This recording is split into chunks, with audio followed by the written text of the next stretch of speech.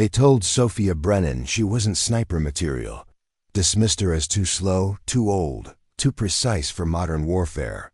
But when a visiting general's life hung in the balance and chaos erupted on the demonstration range, the woman they'd written off would make an impossible shot that proved sometimes being different isn't a weakness. It's exactly what the world needs. Before we jump back in, tell us where you're tuning in from, and if this story touches you, make sure you're subscribed, because tomorrow I've saved something extra special for you. The Arizona desert sun blazed mercilessly as Sofia Brennan stepped off the military transport at Fort Blackstone, her weathered duffel bag slung over one shoulder and a battered rifle case gripped in her calloused hand. The mountains surrounding the base rose like jagged teeth against the cloudless sky, their red rock faces carved with shadows that shifted like living things in the morning heat. This was it, the United States Army Advanced Marksmanship School, the most prestigious sniper training program in the military. Sofia paused at the base entrance, taking in the concrete and steel fortress that would either make or break her decade-long dream. At 32, she was older than most recruits by more than a decade, her desert combat boots worn smooth from 8 years of Air Force service as an aircraft mechanic. The transition to Army had been jarring enough, but volunteering for sniper school felt like stepping into an entirely different universe. Around her, other recruits moved with the confident swagger of youth.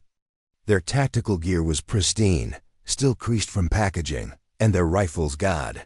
Their rifles were works of art, custom-built precision instruments worth more than Sofia's annual salary, equipped with the latest optics and accessories that gleamed in the desert sun. She watched them cluster together, comparing equipment specifications and sharing stories of their shooting accomplishments with the easy camaraderie of people who belonged. Sofia's own weapon case drew curious glances, and not the good kind. The canvas was faded and patched, held together with military-grade tape and determination. Inside lay her Uncle Miguel's rifle, a bolt-action hunting rifle he'd carried through Desert Storm and passed down to her when she'd enlisted. It wasn't fancy, wasn't modern, wasn't impressive. But Sofia knew every inch of that weapon like she knew her own heartbeat. Jesus, what's that thing? A museum piece? The voice carried across the formation area, dripping with amusement. Derek Sullivan, call sign Razor, stood with a group of recruits examining their gear. He was everything Sofia wasn't: young, cocky, and equipped with gear that probably cost more than her car. His rifle was a thing of beauty, all black polymer and precision engineering, topped with an optic that looked like it belonged on a space telescope. Seriously though, Derek continued, loud enough for everyone to hear, did someone's grandpa forget to turn in his hunting rifle? His comment drew laughter from the group, the kind of easy mockery that came naturally to people who'd never had to make do with less than the best. Sofia didn't respond. 8 years in the military had taught her that silence was often the strongest reply to ignorance. Instead, she pulled out a worn leather notebook from her cargo pocket, its pages thick with hand-drawn charts, ballistic calculations, and wind data she'd been collecting for years. While the other recruits continued their equipment comparisons, she quietly studied the range flags in the distance, noting the wind patterns and thermal currents that would affect bullet trajectory. The notebook was her Bible, filled with years of meticulous observations and calculations. Every page represented hours of practice, study, and preparation. Her Uncle Miguel had started it during his service, and Sofia had continued the tradition, adding her own data and refinements. The other recruits might have better equipment, but Sofia had something they didn't: patience, precision, and the hard-earned knowledge that came from making every shot count. Formation. The command cut through the morning chatter like a blade. Captain Mitchell Hayes strode across the tarmac, his bearing radiating the kind of authority that came from years of combat experience. He was lean and sharp-featured, with eyes that seemed to catalog everything they saw. Behind him walked Sergeant First Class Morrison, A senior instructor whose reputation for breaking recruits was legendary throughout the Army. As the recruits formed up, Sofia found herself in the back row, partially hidden behind Derek and his crew.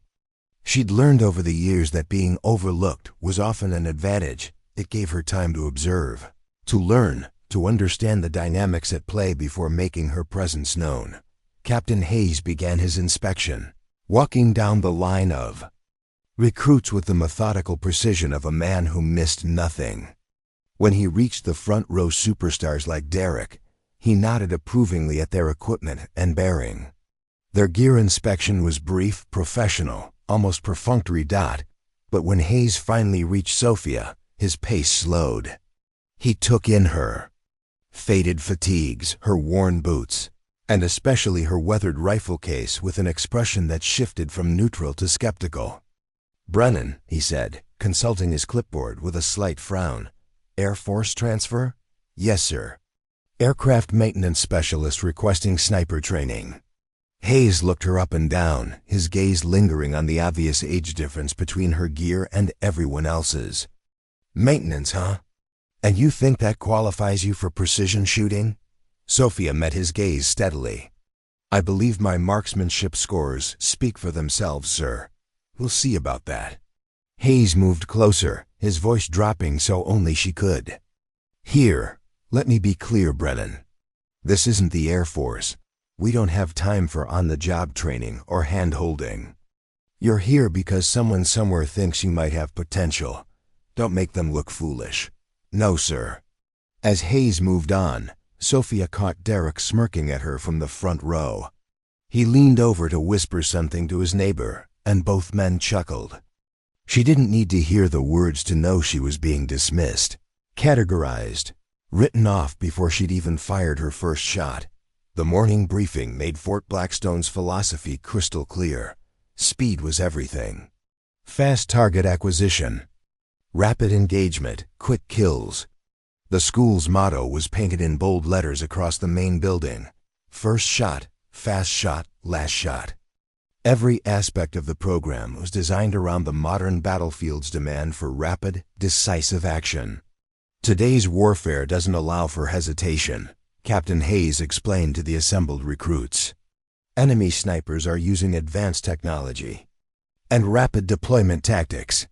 Our response must be faster, more efficient, more deadly.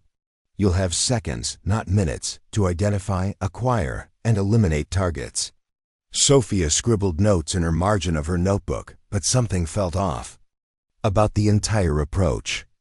Her years of experience had taught her that precision shooting was as much art as science, requiring patience, judgment, and the wisdom to know when to take the shot and when to wait. But looking around at the eager faces of her fellow recruits, she realized she might be the only one thinking that way. During the equipment inspection that followed, Sergeant Morrison stopped at Sofia's station with barely concealed disdain. He lifted her rifle case like it might contaminate his hands, setting it on the inspection table with exaggerated care. "Let's see what we're working with here, Brennan." Sofia opened the case to reveal her uncle's rifle. It was clean, well-maintained, and functional, but compared to the high-tech weapons surrounding it, it looked positively ancient. The wood stock was worn smooth from years of use.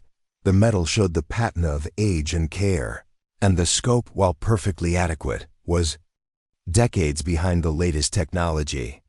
"This thing even fire anymore?" Morrison asked, earning snickers from the nearby recruits. "Yes, Sergeant. Maintained and zeroed personally." "When was it made? Vietnam?" "Desert Storm, Sergeant. It belonged to my uncle." Morrison raised an eyebrow. "Sentimental value won't help you on the range, Brennan. Modern warfare requires modern tools." Derek leaned over from his station, unable to resist joining in. "Maybe the base museum needs a new exhibit," he said, loud enough for everyone to hear. "Vintage hunting rifles. How not to be a sniper." The laughter that followed wasn't cruel, exactly, but it was dismissive in a way that cut deeper than open. Hostility. Sofia had faced plenty of challenges in her military career: sexism, ageism, The constant pressure to prove herself in male-dominated fields, but this felt different. Here, she wasn't just fighting stereotypes. She was fighting the fundamental philosophy of an institution that seemed to have forgotten that precision mattered more than speed. As the day's activities concluded, and the recruits headed to their barracks assignments, Sofia found herself walking alone. The other recruits had already formed their cliques, drawn together by shared backgrounds, similar ages, or mutual respect for each other's equipment. Sofia didn't fit into any of those categories. She was assigned to a bottom bunk in a barracks bay filled with recruits who treated her like a curiosity at best, an obstacle at worst. As she arranged her gear in her footlocker, she overheard Derek talking to his bunkmates. $20 says the aircraft mechanic washes out by Friday, he said confidently. She's probably here because someone lost paperwork and needed to fill a slot. What do you think they'll call her? Asked another recruit. Derek grinned. How about Grease Monkey? Fits the maintenance background. The nickname stuck immediately. By lights out, half the barracks was using it, and Sofia could see in the instructors' faces that they'd heard it too. Some seemed amused. Others appeared indifferent. None seemed inclined to discourage it. Lying. In her bunk that first night, listening to the desert wind howl across the base, Sofia stared at the ceiling and wondered if she'd made a terrible mistake. She'd given up a secure position, transferred branches, and used every favor owed to her to get this chance. Now she was surrounded by people who'd already decided she didn't belong. But as she drifted off to sleep, Sofia's hand found her notebook. Under her pillow.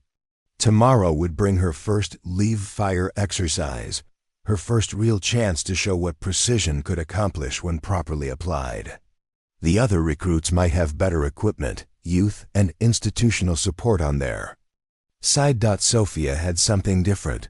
The patience to wait for the right shot, the knowledge to make it count, and the quiet determination of someone who'd spent years proving that being underestimated was sometimes the greatest advantage of all.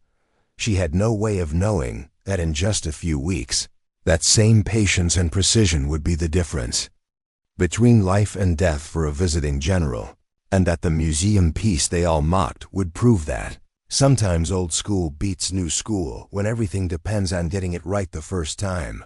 But first, she had to survive being the misfit that everyone had already written off as too slow to matter. The alarm at Fort Blackstone sounded at 0500 hours, cutting through the desert morning like a rusty blade. Sofia was already awake, having spent years conditioning herself to rise before dawn, a habit that served her well during aircraft maintenance rotations and would prove invaluable here. While her bunkmates groaned and stumbled toward the showers, she was already dressed and making her bunk with the crisp precision that 8 years of military service had drilled into her bones. "Look at Grease Monkey," Derek muttered from across the bay, his voice thick with sleep and sarcasm. "Probably afraid they'll make her scrub toilets if she's late to formation." The nickname had spread through the barracks like wildfire overnight. Even recruits who'd barely spoken to her were using it now, the label serving as both barrier and dismissal. Sofia ignored the comment, focusing instead on preparing her gear for the day's activities. Her rifle case sat at the foot of her bunk, drawing the same curious and mocking glances it had earned yesterday. Breakfast in the chow hall was a study in social dynamics. The recruits naturally segregated themselves into groups. The college ROTC graduates clustered around one table, sharing stories of fraternity parties and campus shooting competitions. The enlisted transfers occupied another section, bonding over shared experiences in different branches. The prior service combat veterans held court at a third table, their conversation peppered with acronyms and inside references that excluded everyone else. Sofia sat alone at a corner table, methodically eating her meal while observing the interactions around her. It wasn't loneliness, exactly. She'd learned years ago to find comfort in solitude. But she couldn't help noticing how easily the others found their tribes, their sense of belonging in this elite environment. "Mind if I sit?" The voice belonged to a compact, serious-looking recruit named James Park, one of the few who hadn't joined in the equipment mockery the day before. He was older than most of the others, maybe 26 or 27, with the quiet bearing of someone who'd seen actual combat. "Sure," Sofia replied, grateful for the company despite herself. Park set down his tray and studied her for a moment. "Army Rangers, 3 deployments," he said by way of introduction. "You?" "Air Force Maintenance, 8 years. Aircraft Systems Specialist. And now you want to be a sniper." It wasn't a question, and his tone held no judgment. "Always been good at shooting. Figured it was time to find out how good." Park nodded slowly. "The gear doesn't make the shooter," he said quietly, glancing toward Derek's table where the conversation had turned to the relative merits of different scope manufacturers. "Though around here, you might be the only one who believes that." It was the first validation Sofia had received since arriving at Fort Blackstone, and she found herself genuinely grateful for it. "Thanks," she said simply. "Don't thank me yet." Park replied with a slight smile. "Wait until you see what they put us through today." The morning's first exercise was equipment familiarization, a seemingly simple task that turned into Sofia's first real test of acceptance. The recruits were divided into pairs to practice assembling, disassembling, and maintaining their rifles under time pressure. The pairs formed naturally, friends choosing friends, leaving Sofia standing alone until Sergeant Morrison arbitrarily assigned her to work with Derek. "Great," Derek muttered as they moved to their assigned station. "Try not to get grease on my rifle, grease monkey." The exercise was designed to test both technical knowledge and efficiency. Each pair had to completely disassemble their weapons, clean all components, and reassemble them within a tight time limit. Derek attacked the task with the same aggressive confidence he brought to everything else. His movements rapid and assured. Sofia worked more methodically, her hands moving with the careful precision she'd learned during aircraft maintenance. Every component was examined, cleaned properly, and reassembled with attention to detail rather than speed. Derek finished his rifle first, sitting back with obvious satisfaction while Sofia continued her meticulous process. "Time," Morrison called. Derek grinned, confident in his performance. But when the sergeant began inspecting their work, the smile faded quickly. Derek's rapid assembly had resulted in improper headspace on his bolt, a potentially dangerous condition that could cause misfires or worse. Several small components showed residue from hasty cleaning. Sofia's rifle, meanwhile, was flawless. Every surface gleamed, every component was properly seated, every adjustment was precisely calibrated. Morrison examined it twice, clearly looking for flaws to criticize, but found none. "Brennan," he said finally, his voice grudgingly professional. "Outstanding technical work. Proper maintenance procedures." Then he turned to Derek. "Sullivan, your weapon would fail safety inspection. Speed means nothing if your rifle blows up in your face." The moment hung in the air like smoke from a fired round. Derek's face flushed red, but he couldn't argue with the assessment. Around them, other recruits had watched the exchange with growing interest. The aircraft mechanic had just shown up, the golden boy, and everyone had noticed. "Lucky break," Derek muttered as they moved to the next exercise. Maintenance work isn't real shooting. But Sofia could see something new in his eyes, a flicker of uncertainty, a crack in the supreme confidence that had defined him since she'd arrived. For the first time, someone had outperformed him in a way that couldn't be dismissed or explained away. The afternoon brought their introduction to the range complex, a sprawling facility that stretched across several miles of desert terrain. Captain Hayes led the group through a comprehensive briefing, explaining the various courses of fire they would face over the coming weeks. The emphasis, once again, was entirely on speed and efficiency. "Modern combat scenarios don't allow for deliberation," Hayes explained as they walked between firing positions. Enemy contact can last seconds. Your ability to rapidly acquire, engage, and neutralize targets will determine not just your success as a sniper, but your survival and the survival of your unit. The ranges themselves were impressive, multiple firing lines at distances from 100 to 1,200 meters, with target systems that could pop up at random intervals to simulate combat conditions. Everything was designed to test rapid response under pressure. Sofia found herself studying the terrain with different eyes than her fellow recruits. While they focused on the targets and distances, she noticed the subtle wind patterns created by the desert landscape, the way thermal currents would affect bullet trajectory at different times of day, the shadows and light conditions that would impact target acquisition. Her notebook came out again, filling with observations that would have seemed obsessive to anyone watching. "Still playing with your diary, grease monkey?" Derek had approached while she was sketching wind patterns and taking notes on atmospheric conditions. "Data collection," Sofia replied without looking up. "Understanding environmental factors that affect accuracy." Derek laughed. "You're overthinking it. Point, shoot, hit target. It's not rocket science." "No," Sofia agreed quietly. "It's ballistics, which is actually more complicated than rocket science." The comment drew attention from several nearby recruits, including James Park, who nodded approvingly. Derek's confidence faltered again, clearly unsure whether he was being mocked or educated. That evening, during personal time, Sofia found herself alone on the range observation deck, studying the terrain in the fading desert light. The wind patterns were different now, the thermal currents shifting as the sun disappeared behind the mountains. She made careful notes, building a comprehensive picture of the environmental factors that would affect shooting throughout the day. Dedicated student. The voice belonged to Master Sergeant Patricia Knox, the senior enlisted advisor for the sniper program.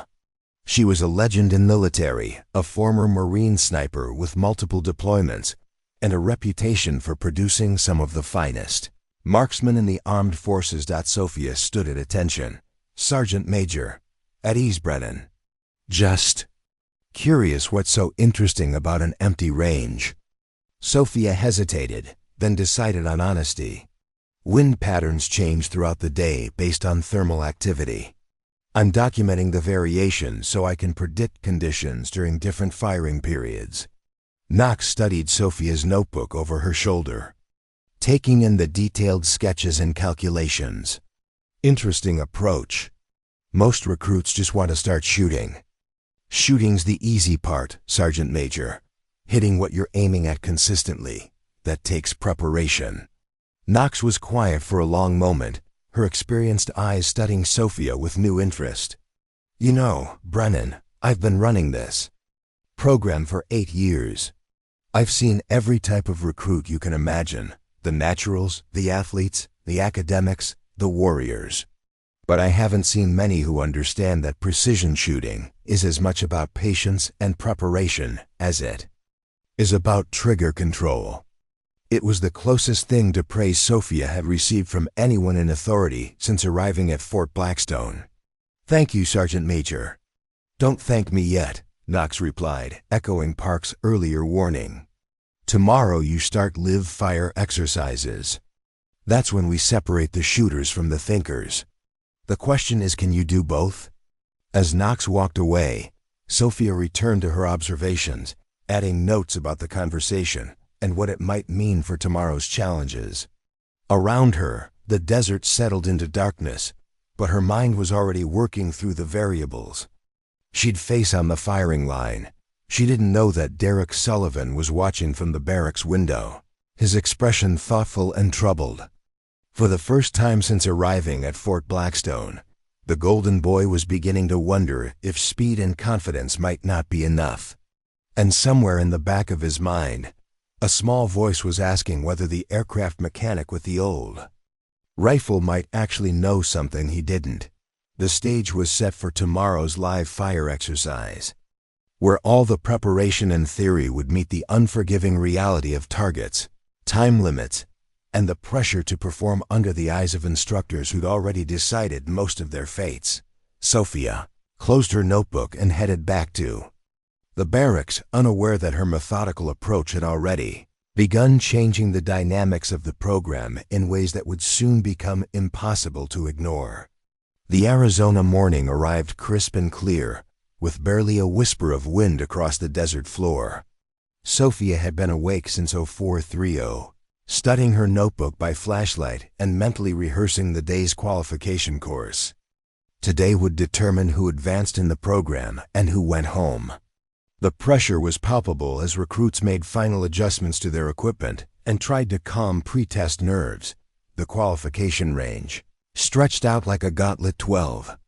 Firing positions at varying distances from 200 to 800 meters. Each recruit would have exactly 90 seconds per target, with points awarded for both accuracy and completion time.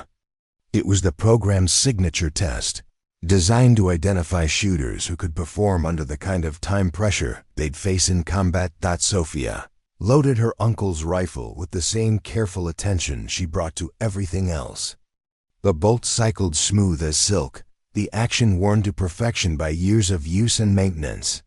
Around her, the other recruits chambered rounds in their semi-automatic platforms, the mechanical sounds of modern precision engineering filling the morning air. The difference in rate of fire would be significant. Derek's rifle could put rounds downrange twice as fast as Sofia's bolt-action system. "Shooters, take your positions," Captain Hayes announced through the range loudspeaker. "Remember, this is about combat effectiveness. Speed and accuracy must work together. You have 90 seconds per target, 12 targets total. Failing to engage any target is an automatic failure, regardless of accuracy on completed shots." Sofia settled into her shooting position, feeling the familiar calm that had always come over her during precision work. This was where years of patient practice would either pay off or prove insufficient. She'd spent countless hours on civilian ranges, learning to read wind, calculate drop, and deliver consistent accuracy. But she'd never faced this kind of artificial time pressure. Derek was positioned 3 lanes to her right, his expensive rifle gleaming in the morning sun. She could see his confidence in every movement, the casual way he adjusted his position, the easy smile he flashed toward the observation deck, where instructors and visiting officers watched through binoculars. This was his element, his chance to shine in front of the people who mattered. Commence firing. The first target popped up at 200 meters. Derek's rifle barked immediately, a rapid double tap that dropped the target before Sofia had even finished her breathing cycle. She forced herself to ignore the competition beside her, focusing instead on her own process. Sight picture, breathing, natural point of aim, trigger control. Her shot broke clean, punching the center of the target with surgical precision. Target down, 1 shot, perfect score. But Derek was already engaging his second target while Sofia was still working her bolt. The pattern continued through the first 6 targets. Derek's semi-automatic advantage allowed him to engage rapidly, sometimes taking multiple shots to ensure hits. His accuracy was good, not perfect, but consistent enough to keep scoring points. Sofia's shots were flawless, each one finding the exact center of her targets, but her bolt-action rifle meant she was falling behind on time. By target 8, Derek had finished and was sitting back with obvious satisfaction, checking his watch and grinning at his performance. Other recruits were finishing their courses, some successfully, others struggling with the time pressure. Sofia continued her methodical process, each shot deliberate and precise. Target 9 at 600 meters. Sofia read the wind carefully, noted the mirage patterns indicating thermal activity, and made her minute adjustments. Her shot was perfect, a bullseye that would have impressed any civilian competition shooter. But she was now significantly behind the time curve. "Brennan, pick up the pace," Sergeant Morrison called from the observation line. "Time management is part of the test." Sofia tried to speed up her process for target 10, but the rushed movement threw off her natural rhythm. Her breathing was slightly off, her sight picture not quite perfect. She held the shot, reset, and tried again. The target fell with another center hit, but precious seconds had ticked away. Target 11, at 750 meters, was her downfall. The wind had shifted slightly, requiring a delicate adjustment for the increased distance. Sofia took the time to read the conditions properly, calculated the correction, and delivered a shot that struck dead center. It was arguably the most impressive shot of the day, a precision hit at extreme range under pressure. But as she worked her bolt and acquired target 12, the range timer sounded. Cease fire, all weapons safe. Sofia's final target remained unengaged. She'd run out of time with one shot left in the course of fire. The silence that followed felt crushing. Around her, successful recruits were celebrating, comparing scores, and reliving their best shots. Derek was holding court with a group of admirers, describing his rapid engagement strategy and confident shooting. During scoring, Sergeant Morrison walked the firing line with his clipboard, checking targets and calculating results. When he reached Sofia's lane, he paused for a long moment. Her completed shots were extraordinary, 11 perfect bullseyes, tighter groupings than anyone else on the range. But rules were rules. "Brennan," he called out, loud enough for everyone to hear.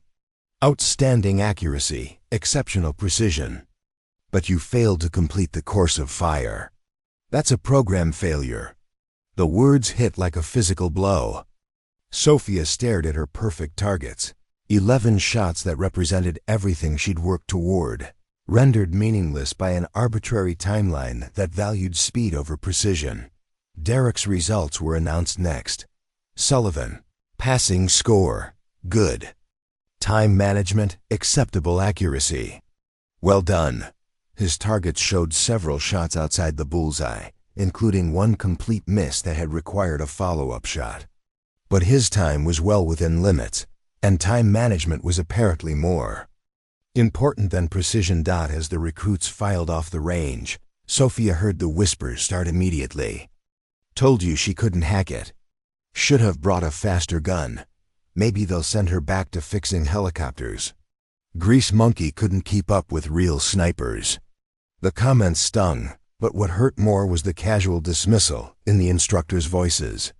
Years of perfect marksmanship, countless hours of practice, a lifetime dream ended because she was 30 seconds too slow on an artificial timeline. That evening, Sofia found a manila envelope on her bunk. Inside were her reassignment orders, typed on official letterhead and signed by Captain Hayes himself. Effective immediately, she was being transferred to the base armory as a weapons maintenance specialist. No retrial, no second chance, no acknowledgement that her shooting had been technically superior to everyone who'd passed. "Sorry to see this," James Park said quietly, appearing at her bunk as she read the orders.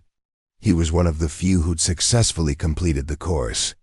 "For what it's worth, those were the best shots I've ever seen anyone make under pressure." Sofia managed a tight smile. Apparently not fast enough shots. Derek approached with his usual swagger, though something in his expression seemed different, less certain than before. "Hey, don't look so down, Grease Monkey," he said, but the nickname sounded forced now. "At least you'll be able to maintain our rifles properly. Make sure you don't scratch my scope when you're cleaning it." The laughter from his followers was more subdued than usual. Several recruits were looking uncomfortable, perhaps recognizing that someone who could shoot that well didn't deserve the casual mockery. Sofia folded her orders carefully and placed them inside her notebook, next to pages of wind calculations and ballistic data that would now gather dust. She'd report to the armory tomorrow as ordered, but something inside her had hardened during the day's events. She might not be fast enough for their tests, but she knew something they didn't understand. In real combat, there were no 90-second time limits. There was only the shot that mattered, the one that meant the difference between mission success and catastrophic failure. And when that moment came, Speed meant nothing if you missed the only target that counted. In the margins of her notebook, she wrote a single line that would prove prophetic. Precision over speed, always. The right shot at the right time matters more than fast shots at the wrong time. Master Sergeant Knox appeared at her bunk as she was packing her gear. The senior instructor studied Sofia for a moment, her expression unreadable.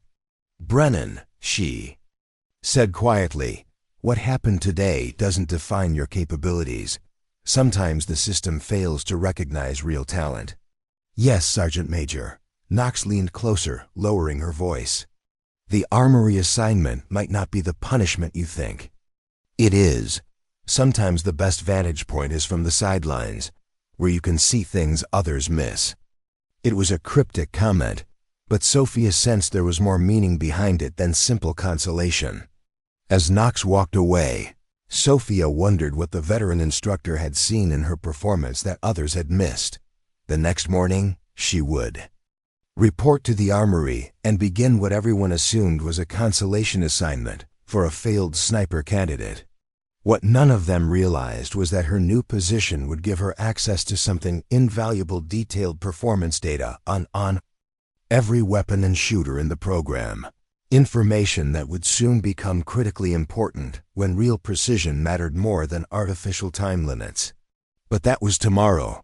Tonight, Sofia Brennan sat on her bunk, holding the orders that officially marked her as a failure, while around her the successful candidates celebrated their advancement. She'd been dismissed, written off, relegated to support duties by people who confused speed with skill. They had no idea. They'd just made the biggest mistake of their military careers. The Fort Blackstone Armory was a cathedral of precision instruments, row upon row of weapons racks holding the most advanced rifles in the military inventory. The air smelled of gun oil and metal polish, with undertones of desert dust that seemed to permeate every building on the base. Sofia reported for duty at 0630, 30 minutes early as was her habit, carrying her duffel bag and the same worn rifle case that had drawn so much mockery just days before. Master Sergeant Patricia Knox was waiting for her, coffee mug in hand, and reading glasses perched on her nose as she reviewed maintenance schedules on her computer. The senior NCO looked up as Sofia entered, studying her with the same calculating gaze she'd used on the observation deck. "Brennan," Knox said, gesturing toward a chair beside her desk. "Before we get started, I want to understand something. You just shot the best qualifying round I've seen in 8 years of running this program, and now you're here in my armory. How do you feel about that?" Sofia considered the question carefully. "Disappointed, Sergeant Major, but ready to serve wherever I'm assigned." Diplomatic answer. "What do you really think?" "I think the program is optimizing for the wrong variables," Sofia replied, her voice steady but honest. "Speed under artificial conditions doesn't necessarily translate to effectiveness under real pressure." Knox leaned back in her chair, a slight smile playing at the corners of her mouth. "Interesting perspective. And probably one you should keep to yourself around here. Captain Hayes doesn't appreciate criticism of his methods." "Understood, Sergeant Major." "Good. Now let me explain what we do here." Knox stood and began walking Sofia through the armory. "Every rifle in the sniper program comes through this facility for maintenance, calibration, and performance tracking. We're not just janitors cleaning weapons. We're the technical backbone that keeps the program functioning." The tour was impressive. The armory contained sophisticated testing equipment, precision tools that cost more than most people's cars, and computer systems that track every aspect of weapon performance. Sofia found herself genuinely fascinated by the level of detail involved in maintaining the rifles. "Your job," Knox continued, "will be comprehensive weapons maintenance, ballistic calibration, and performance analysis. Every rifle that comes through here gets documented accuracy degradation, mechanical issues, user-induced problems. We track everything." Sofia's technical background kicked in immediately. "What kind of performance metrics do you track?" everything that matters. Shot groupings, accuracy under different conditions, reliability data, user error patterns. We know more about these weapons and their shooters than the shooters know about themselves. Knox stopped at a secure computer terminal and logged in with her personal credentials. The screen filled with detailed performance data charts, graphs, and statistics that painted a comprehensive picture of every aspect of the program. This is classified information, Brennan. What you see here doesn't leave this building. But if you're going to maintain these weapons properly, you need to understand how they're actually performing in the field. Sofia studied the data with growing fascination. Each rifle had its own digital profile, complete with maintenance history, accuracy metrics, and user performance correlation. But what caught her attention were the patterns hidden in the numbers trends that painted a troubling picture of the program's actual effectiveness. "Sergeant Major," she said carefully, "some of these accuracy profiles show significant degradation under stress conditions." Knox nodded grimly. "That's the dirty secret nobody wants to talk about.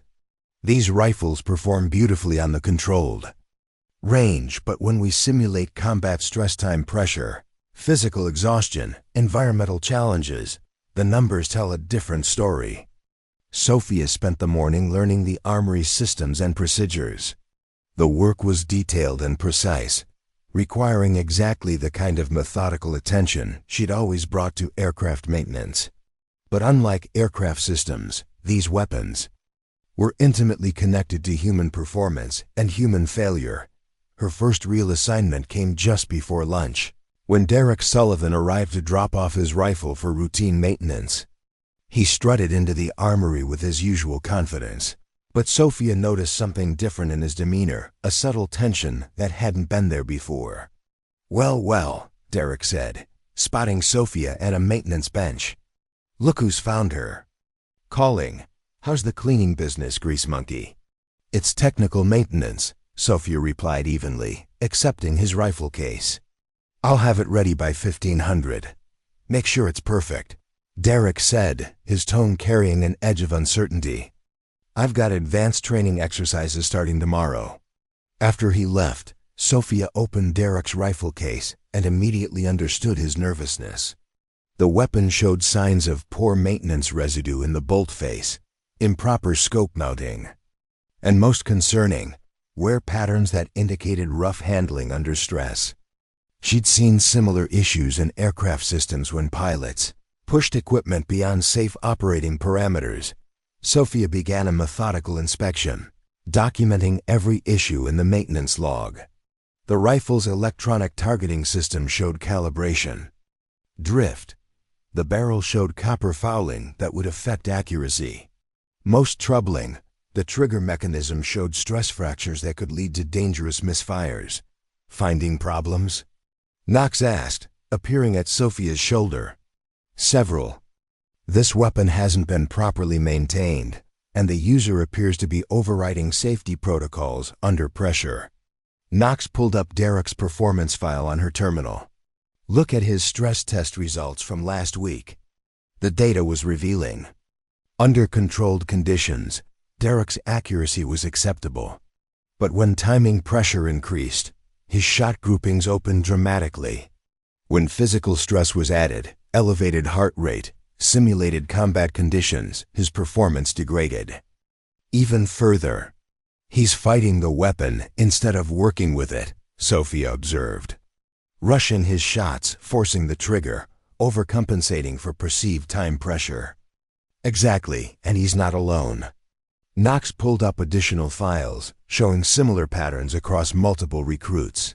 The program's emphasis on speed is creating shooters who can perform under artificial range conditions, but fail when real precision matters. Sofia spent the afternoon fixing Derek's rifle, correcting every issue with the same meticulous care she'd always brought to technical work. By the time she finished, the weapon was functioning better than when it had left the factory. She'd zeroed the scope perfectly, cleaned every component to specification, and calibrated the trigger to optimal pull weight. More importantly, She documented everything in her personal notebook, not just the mechanical issues, but the patterns of user error that had caused them. Derek might never notice the improvements, but Sofia now understood exactly how his poor fundamentals were affecting his performance. That evening, as other maintenance requests came in, Sofia began to see the bigger picture. James Park's rifle showed excellent care and minimal issues, exactly what she'd expect from someone with his disciplined approach. Other weapons told stories of neglect, abuse, and fundamental misunderstanding of precision shooting principles. The most disturbing discovery came when Knox showed her the historical data from previous classes. Graduates who'd excelled in the speed-focused program were showing concerning failure rates in actual combat deployments. Several had missed critical shots due to accuracy problems that only manifested under real pressure. Others had been wounded or killed when their rapid-fire approach failed in situations requiring precision. "This is why I wanted you in here," Knox said quietly as they reviewed the data. "Someone needs to understand what's really happening, and the instructors are too invested in the current system to see the problems." Sofia studied the performance charts, her engineering mind automatically identifying trends and correlations. "Sergeant Major, would it be possible for me to compile a comprehensive analysis? Cross-reference maintenance data with performance metrics?" Knox was quiet for a long moment. "That would be irregular and potentially controversial, but necessary, potentially vital." "But Brennan, you need to understand what you'd be getting into. Challenging the program's fundamental philosophy won't make you popular with the command structure." Sofia thought about her failed qualification, the dismissive comments, the casual assumption that she wasn't sniper material. Then she thought about the data she'd seen evidence that the program was producing shooters who might fail when lives depended on their precision. "I'd rather be right than popular, Sergeant Major." Knox smiled, the first genuine smile Sofia had seen from her. "I was hoping you'd say that. But be careful, Brennan. Change comes hard to institutions, especially when it challenges their core beliefs." As Sofia walked back to her temporary quarters that evening, she carried with her more than just maintenance schedules and technical manuals. She had access to the truth about the program's effectiveness, hidden in data that nobody else was analyzing. More importantly, she had a purpose that went beyond her personal disappointment. The woman they'd dismissed as too slow was about to become the program's most dangerous critic, not through complaints or emotional arguments, but through the cold, hard evidence that precision mattered more than speed when everything was on the line. She didn't know that her meticulous documentation would soon become crucial when a visiting general's life hung in the balance, or that Derek Sullivan's poorly maintained rifle would play a key role in validating everything she was discovering. But she was beginning to understand that her supposed failure might actually be the first step toward exposing a much larger failure, one that could cost lives if left uncorrected. And Sofia Brennan had never walked away from a technical problem that needed solving, no matter how many people preferred to ignore it. 3 weeks into her armory assignment, Sofia had settled into a routine that would have appeared mundane to any casual observer. She arrived before dawn, systematically maintained weapons, updated performance logs, and departed after the other staff had gone home. But beneath this routine lay a growing revelation that would shake the foundations of Fort Blackstone's training philosophy. Her notebook had evolved from simple ballistic calculations into a comprehensive analysis of systemic failure. Each page documented not just weapon maintenance issues, but patterns of user error, performance degradation under stress, and the troubling correlation between the program's speed-focused training and real-world combat failures. "You're becoming obsessed with that thing," Master Sergeant Knox observed one morning, finding Sofia hunched over her notebook at 0530, cross-referencing maintenance data with performance metrics by the light of her desk lamp. "Not obsessed," Sofia replied without looking up. "Methodical." There's a pattern here that nobody's seeing because they're focused on the wrong metrics. Knox poured herself coffee and settled at her desk, studying Sofia with growing concern. "Show me what you found." Sofia opened her notebook to a detailed chart she'd been developing. "Take Derek Sullivan's rifle. Over the past 3 weeks, I've maintained it 4 times. Each time, I find the same issues: improper cleaning, stress damage to components, calibration drift. But here's the interesting part." She flipped to another page covered with performance data. "His range scores have actually improved since I started maintaining his weapon properly. But his stress test results haven't improved at all. In fact, they're getting worse." Meaning? Meaning the weapon isn't the limiting factor. His technique degrades under pressure because he's been trained to prioritize speed over fundamentals. When stress increases, he reverts to bad habits that no amount of equipment maintenance can fix. Knox leaned forward, studying the data more carefully. "You're documenting individual shooter problems?" "I'm documenting systematic training problems." Sofia turned to a comprehensive chart that took up 2 full pages. "Look at the correlation between graduation scores and deployment performance. Students who excel in the speed-focused curriculum show a 34% higher failure rate in actual combat situations requiring precision shots." The number hung in the air like smoke from a misfired round. Knox stared at the chart, her expression growing increasingly troubled. "Where did you get deployment data?" "Maintenance requests include after-action reports when weapons malfunction in the field. I've been analyzing failure patterns and cross-referencing them with training records." Sofia's voice was calm, but her hands trembled slightly as she turned pages. "Sergeant Major, we're graduating shooters who can pass artificial tests but fail when lives depend on their accuracy." Knox was quiet for a long moment, studying Sofia's meticulous documentation. "This is ... explosive. Have you shown this to anyone else?" "No, Sergeant Major, but I think someone needs to see it." Before Knox could respond, the armory door opened and James Park entered carrying his rifle case. He paused, noticing the serious conversation, but Knox waved him over. "Park, you're one of the few who's performed well in both range exercises and stress tests.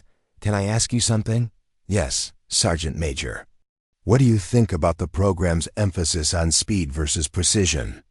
Park glanced at Sofia, recognizing her from their brief friendship during the early days of training. "Honestly, I think it's creating bad habits. In combat, rushing a shot usually means missing the target and revealing your position. Better to take the time to make the shot count." Sofia looked up from her notebook. "How many of your fellow graduates do you think could make a precision shot under real pressure?" "Not range pressure, real pressure. Where missing means civilians die or missions fail." Park considered the question seriously. "Maybe 30%.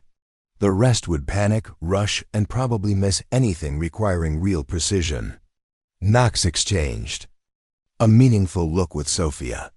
"That matches the data Brennan has been collecting." "What kind of data?" Park asked. Sofia hesitated, then decided on honesty. "Performance analysis showing that speed-focused training produces shooters who fail in real-world scenarios requiring precision. The program is optimizing for the wrong variables." Park nodded slowly. "I've suspected something like that. Derek Sullivan, for example, great range scores, but I wouldn't trust him to make a precision shot if lives depended on it. He's all speed, no judgment." "Speaking of Sullivan," Knox said, "he's due for another maintenance check today. Brennan, I want you to document everything you find. Every sign of poor technique, every piece of stress damage. We need comprehensive evidence." When Derek arrived that afternoon, his usual swagger seemed forced. Advanced training had begun, and the increased pressure was clearly affecting him. His rifle case showed signs of rough handling, and Sofia could see tension in his movements. "Hey, Grease Monkey," he said, but the nickname lacked its usual venom. Need this cleaned and ready for tomorrow's exercise." "Of course," Sofia replied, accepting the case. "How are the advanced exercises going?" Derek's confidence cracked slightly. "Fine, just more challenging than basic training." After he left, Sofia opened the case and immediately understood his stress. The rifle was in worse condition than she'd ever seen it. Clear evidence of a shooter fighting his weapon instead of working with it. The bolt showed impact damage from forced manipulation. The scope had been knocked out of zero. Most concerning, the trigger mechanism showed signs of abuse that suggested Derek was jerking shots under pressure. Sofia documented everything meticulously, but this time she also photographed the damage. Her analysis was evolving beyond simple maintenance logs into a comprehensive indictment of training methods that produce such destructive habits. "Getting worse?" Knox asked, reviewing Sofia's documentation. "Much worse. He's developing muscle memory that fights precision. Under stress, he's reverting to panic responses that make accurate shooting impossible." Knox pulled up Derek's latest performance data on her computer. "Look at this. His scores are declining in every category that requires precision under pressure." Sofia studied the graphs, noting the correlation between increased training intensity and degraded performance. He's been conditioned to respond rapidly, but not accurately. When real pressure builds, speed becomes panic, and panic gets people killed. That evening, Sofia worked late compiling her most comprehensive analysis yet. She cross-referenced weapon maintenance data with shooter performance, environmental conditions with accuracy results, and training methods with deployment outcomes. The picture that emerged was damning. The Fort Blackstone program was producing fast shooters, not good shooters. Graduates could engage targets rapidly under controlled conditions, but failed when precision, judgment, and patience were required. Most troubling, the program's emphasis on speed was actually creating dangerous habits that manifested under real stress. Sofia's final chart showed the stark reality. Graduates trained under the current system had a 40% higher casualty rate in deployments requiring precision shooting. They were getting themselves and others killed because they'd been taught to prioritize speed over accuracy. "Sergeant Major," Sofia said as Knox prepared to leave for the day, "this data needs to reach someone who can act on it." Knox paused at the door. Acting on this data would mean challenging the entire foundation of the program. Captain Hayes built his reputation on these training methods. Colonel Reeves approved the curriculum. You're not just questioning procedures, you're questioning careers. What about the careers of the soldiers who'll die because we graduated shooters who can't perform when it matters? Knox was quiet for a long moment. "Brennan, what you've discovered could change military sniper training across all branches. But it could also end your career if you handle it wrong. And if I handle it right, if you handle it right, you might save lives that haven't been lost yet." As Sofia locked her notebook in the armory safe that night, she understood that her work had evolved beyond personal vindication. She'd uncovered evidence of systematic failure that was producing dangerous soldiers who would fail when lives depended on their precision. The woman they'd dismissed as too slow had documented proof that slow and right was better than fast and wrong. But proving it to people who'd built their careers on the opposite philosophy would require more than data. It would require a demonstration that no one could ignore or explain away. And unbeknownst to Sofia, that demonstration was coming sooner than anyone expected, in the form of a visiting general whose life would depend on exactly the kind of precision shooting the program was failing to teach, preparing and narrating. This story took us a lot of time, so if you are enjoying it, subscribe to our channel. It means a lot to us. Now back to the story. The confrontation began on a Tuesday morning when Captain Hayes made an unexpected appearance in the armory. Sofia looked up from calibrating a rifle scope to find him standing in the doorway, his expression unreadable but his posture radiating tension. Master Sergeant Knox emerged from her office, clearly surprised by the visit. "Captain," Knox said formally, "what brings you to the armory?" Hayes stepped inside, his eyes scanning the weapons racks and maintenance stations before settling on. "Sofia, I understand there's been some unusual activity in the computer systems. Unauthorized access to classified training records and performance data." Sofia's hands stilled on the rifle, but her voice remained steady. "Sir, I've been accessing data as part of my maintenance duties, all authorized by Master Sergeant Knox. Maintenance duties don't typically require analysis of graduate deployment records or cross-referencing training scores with combat performance metrics," Hayes replied, moving closer. "What exactly are you doing with that information, Specialist?" "Brennan?" Knox stepped forward. "Captain, I authorized Brennan's expanded data access to help identify maintenance patterns that correlate with performance issues. Is that what we're calling it?" Hayes pulled out a tablet and scrolled through what appeared to be computer access logs. "Because what I'm seeing looks more like someone conducting an unauthorized evaluation of the program's training methodology." Moments Sofia had been dreading had arrived. Her careful analysis had been discovered, and now she faced the choice between backing down or defending work that could be seen as insubordination. "Sir," Sofia said, setting down her tools and standing. "At attention, if you've reviewed my analysis, then you know what I found." "What I know," Hayes replied, his voice growing harder, "is that a support staff member who failed sniper qualification is apparently second-guessing training methods developed by officers with decades of experience."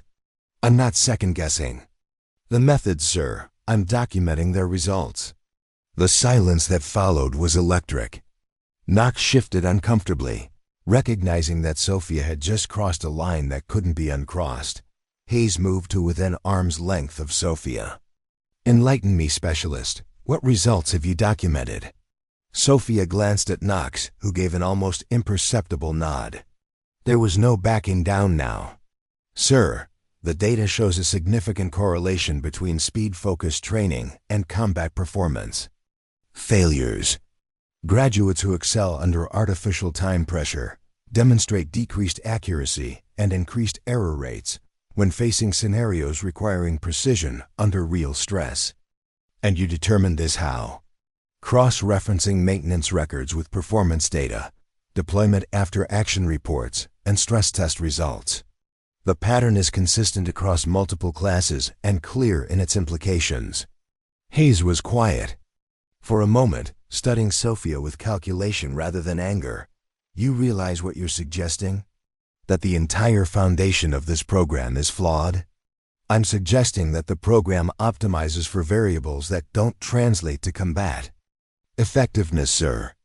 "Based on your extensive combat experience?"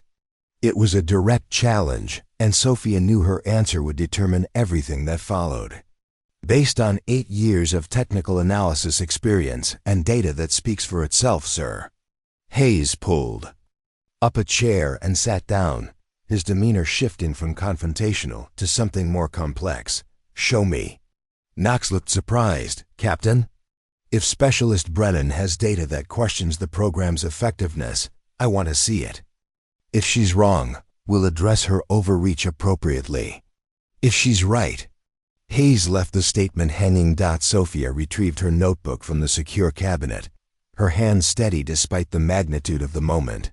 She opened to her most comprehensive analysis, charts, graphs, and statistical correlations that painted an undeniable picture. "This shows performance degradation under stress for graduates trained primarily for speed," she began, pointing to a detailed graph. "When facing scenarios requiring precision rather than rapid engagement, success rates drop by over 40%.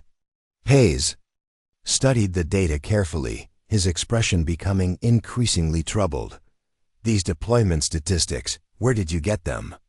"After-action reports submitted with weapons for post-deployment maintenance. Equipment failures often correlate with performance failures, and the patterns are consistent." "Show me the correlation with training methods." Sofia turned to another chart, showing the relationship between training emphasis and real-world performance. Students who receive additional precision training, even at the expense of speed scores, demonstrate significantly better performance in actual combat scenarios requiring accuracy. Hayes was silent for several minutes, reviewing page after page of Sofia's meticulous analysis. Knox watched nervously, understanding that this moment would either validate or destroy Sofia's position at Fort Blackstone. "This data," Hayes said finally, "suggests that our graduation criteria might be selecting for the wrong skill set." "Yes, sir. Speed under artificial conditions doesn't necessarily translate to effectiveness under real pressure." Hayes closed the notebook and looked directly at Sofia. "Do you understand what you're asking me to consider? That I should restructure a program based on the analysis of someone who couldn't meet our current standards?" "Sir, I'm asking you to consider that your current standards might be measuring the wrong things." The boldness of the statement hung in the air like smoke. Knox inhaled sharply, recognizing that Sofia had just directly challenged not just the program, but Hayes' professional judgment. But instead of anger, Hayes showed something unexpected: uncertainty. Deep down, he'd been seeing troubling reports from graduates, performance issues that didn't make sense given their training scores. Sofia's analysis provided an explanation he'd been reluctant to consider. "Specialist Brennan," he said slowly, "what you're proposing would require acknowledging that this program has been graduating inadequately prepared snipers for years. With respect, sir, the data suggests that's already happened. The question is whether we continue or make corrections." Hayes stood and paced to the window, staring out at the range where recruits were conducting their daily exercises. Sofia could see Derek Sullivan and others moving through rapid engagement drills, their movements fast and confident, but lacking the deliberate precision that real combat would require. "If I were to consider implementing changes based on your analysis," Hayes said without turning around, "what would you recommend?" Sofia glanced at Knox, who nodded encouragingly. "Restructure evaluation criteria to emphasize precision under stress rather than speed under controlled conditions. Modify training to include scenarios where taking time for accuracy is more important than rapid engagement. And sir, consider real-world performance data in addition to range scores when evaluating program effectiveness." Hayes turned back to face her. "You realize that implementing such changes would essentially invalidate the credentials of every recent graduate?" "Sir, failing to implement changes might invalidate those credentials anyway, when graduates encounter situations their training didn't prepare them for." The captain was quiet for a long moment, weighing implications that went far beyond the armory. "Specialist, you're walking a dangerous line. Challenging institutional training methods based on unauthorized analysis could be considered insubordination. And ignoring evidence that could save lives could be considered negligence, sir." Knox stepped forward. "Captain, Brennan's analysis deserves consideration. Her findings are methodical, comprehensive, and potentially vital for program improvement."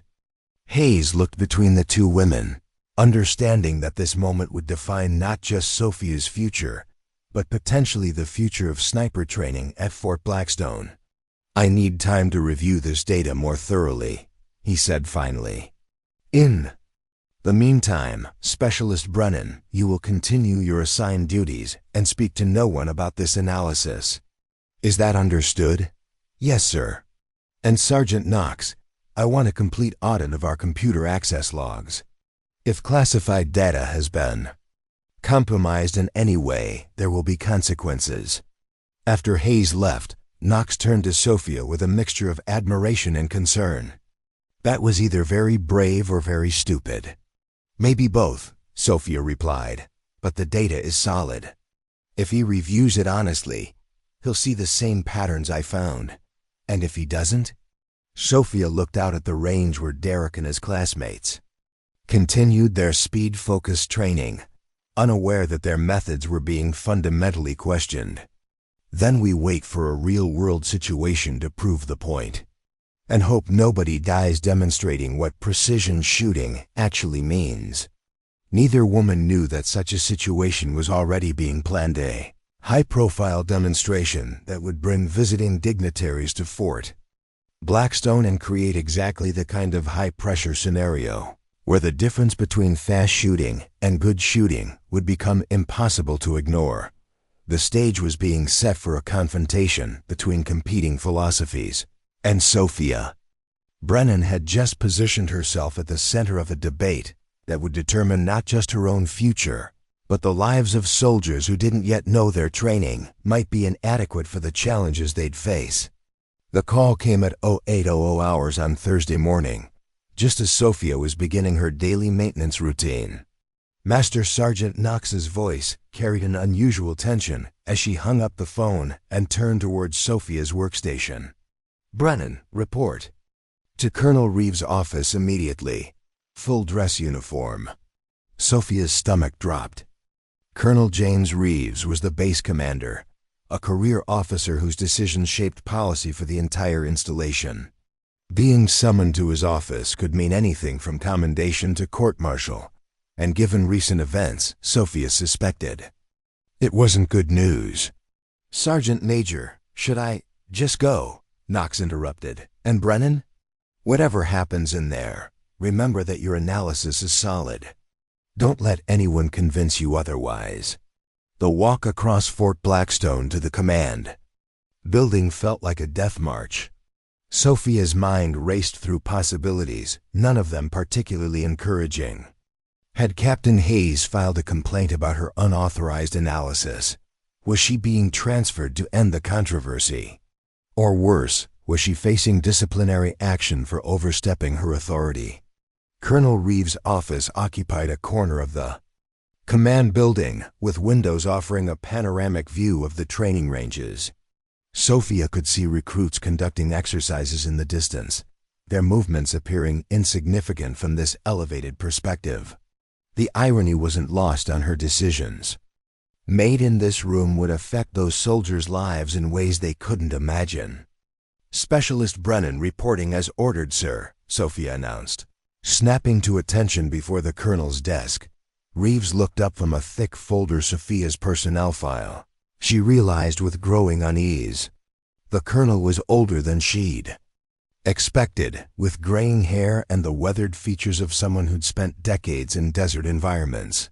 His expression was unreadable as he studied her. "At ease, specialist. Have a seat." Sofia settled into the chair across from his desk, noting that Captain Hayes was conspicuously absent. Whatever this meeting was about, it was between her and the base commander. "I've been reviewing some interesting reports," Reeves began, opening the folder. "Your personnel file makes for fascinating reading. 8 years Air Force, exemplary service record, expert marksmanship ratings, and apparently a talent for detailed technical analysis. Thank you, sir. I'm also told you've been conducting unauthorized research into our training program's effectiveness." Reeves' tone remained neutral, but Sofia detected something underneath curiosity rather than condemnation. "Sir, I was performing maintenance duties that required access to performance data. My analysis grew from patterns I observed in that data. Patterns that suggest our training methods are fundamentally flawed." Sofia took a deep breath. This was the moment of truth. "Sir, the data indicates that current training methods optimize for variables that don't correlate with combat effectiveness." Reeves leaned back in his chair, studying Sofia with the calculating gaze of a commander weighing difficult decisions. "Captain Hayes provided me with your analysis. Very thorough work, also very troubling, if accurate." "The data is accurate, sir. The correlations are statistically significant, and the conclusions are supported by multiple independent metrics." "And what, in your professional opinion, do these conclusions suggest?" Sofia felt as if she were standing on the edge of a cliff. Her next words would either vindicate everything she'd worked toward or end her military career. "Sir, they suggest that we're graduating shooters who can perform under artificial conditions, but fail when real precision is required under genuine stress. The emphasis on speed over accuracy is creating dangerous habits that manifest when lives depend on shooting performance. Reeves was quiet for several minutes, reading through what Sofia assumed were portions of her analysis. Outside his window, she could see the ranges where Derek Sullivan and his classmates continued their speed-focused training, unaware that their methods were being debated at the highest levels of command. "Specialist," Reeves said finally, "what you're telling me has implications far beyond Fort Blackstone. If your analysis is correct, it suggests that military sniper training across multiple branches might need fundamental revision." "Yes, sir." "And you base this conclusion on maintenance records and performance data analysis, and 8 years of technical experience identifying system failures, sir. The patterns are consistent with what I've seen in aircraft. Maintenance optimizing for the wrong performance metrics leads to catastrophic failure under real operating conditions." Reeves closed the folder and leaned forward. "I'm going to share something with you, Specialist, that doesn't leave this office. We've been receiving troubling reports from theater commanders about sniper performance in recent deployments. Missed shots in critical situations, accuracy problems under stress, failures to perform when precision was essential." Sofia felt a chill of vindication mixed with horror. Her analysis wasn't just theoretical, it was documenting real failures that were already costing lives. "How many, sir?" "Enough to concern Pentagon leadership. Enough to prompt questions about training effectiveness." Reeves stood and moved to the window, staring out at the training complex. "Your analysis provides a potential explanation for performance problems we've been struggling to understand. What happens now, sir?" Reeves turned back to face her. "Now, Specialist, we find out whether your conclusions can withstand scrutiny at the highest levels. I'm forwarding your analysis to Division Command and recommending immediate evaluation by independent assessment teams." Sofia's heart raced. "Sir, that could change how we train snipers across all military branches," Reeves interrupted. "Or it could prove that a maintenance specialist overstepped her authority and misinterpreted data she wasn't qualified to analyze." "I understand, sir." "Do you? Because if you're wrong, this ends your career. If you're right, it changes careers for thousands of soldiers and challenges institutional assumptions that have guided training for decades." Sofia met his gaze steadily. "Sir, the data is solid. The conclusions are supported by evidence. If that evidence challenges institutional assumptions, then maybe those assumptions need to be challenged."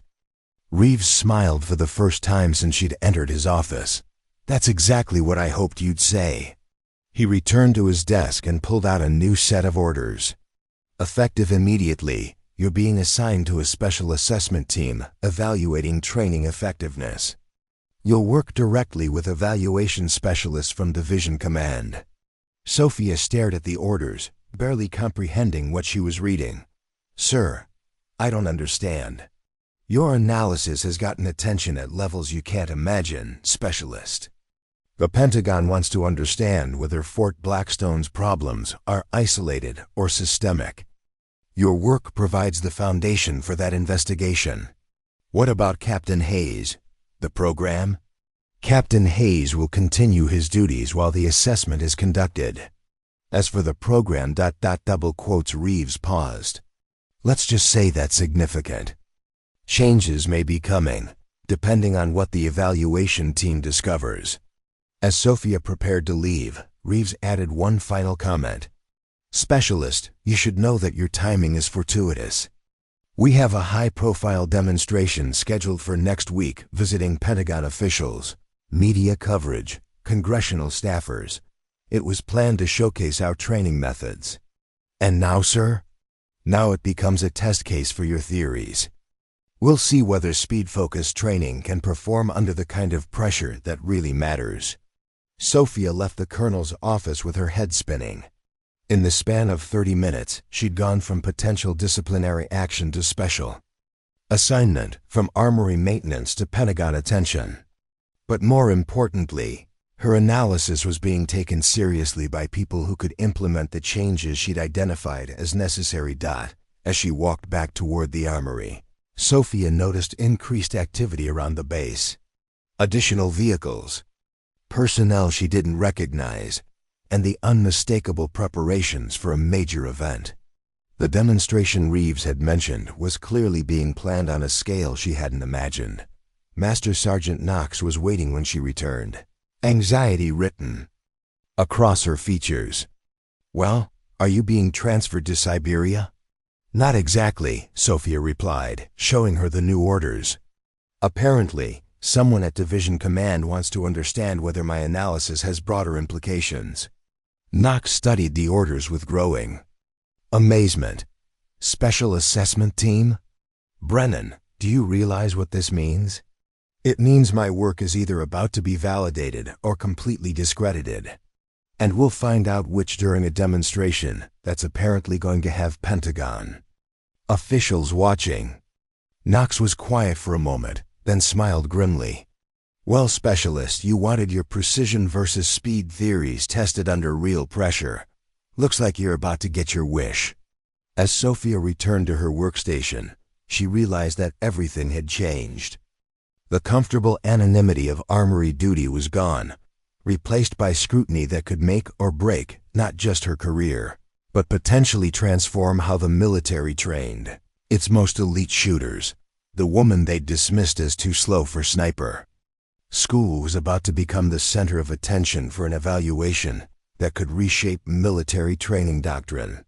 And the demonstration that would test her theories was just days away, bringing with it pressures that would make range qualification seem like child's play.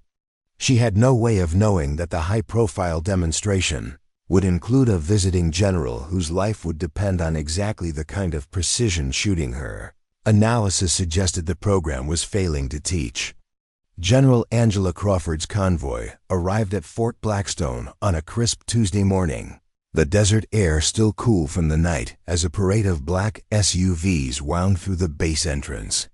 Sofia watched from the armory window as the entourage disembarked Pentagon officials in their dress uniforms, congressional staffers with briefcases and tablets, and a media crew documenting what was being billed as a showcase of America's most advanced sniper training program that the past week had. Then a whirlwind of preparation and tension. Sofia's new assignment to the assessment team had placed her in an awkward position, officially part of the evaluation process, but still excluded from the actual demonstration planning. She'd spent her days reviewing additional data while watching the base transform into a stage for what everyone understood would be much more than a routine display. Captain Hayes had been under enormous pressure, his usual confidence replaced by the tight-lipped tension of someone whose career hung in the balance. The demonstration he'd designed to showcase his training methods now carried the weight of institutional validation or condemnation, depending on how Sofia's analysis played out under real scrutiny. Derek Sullivan and the other top graduates had been selected for the demonstration, their equipment gleaming and their confidence carefully cultivated for maximum impact. Sofia had maintained Derek's rifle the day before, noting that his stress-induced handling problems had worsened rather than improved as the pressure increased. "Nervous?" Master Sergeant Knox asked, joining Sofia at the observation window. "Concerned," Sofia replied, watching the distinguished visitors tour the range facilities. "I keep thinking about all the data showing performance degradation under real pressure. This demonstration might create exactly the conditions where those problems manifest." Knox nodded grimly. "Hayes has designed the exercises to minimize variables that could cause problems. Controlled weather conditions, predetermined distances, optimal lighting. He's trying to recreate the artificial range conditions where his methods work best." "But that's exactly the problem," Sofia said. "Real combat doesn't come with optimal conditions." The morning's events unfolded like a carefully choreographed performance. General Crawford and her entourage observed live fire exercises where Derek and his classmates put on an impressive display of rapid target engagement. Their times were exceptional, their confidence obvious, their equipment flawless. Sofia found herself in the unique position of knowing things the observers couldn't see from their viewing platform. Through her spotting scope, the same one she'd used during her failed qualification, she could observe details invisible to the casual observer.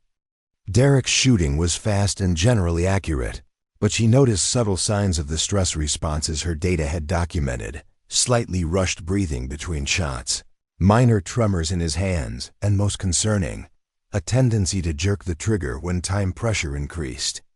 Remarkable improvement in training efficiency, she heard General Crawford comment as the group passed near her observation position.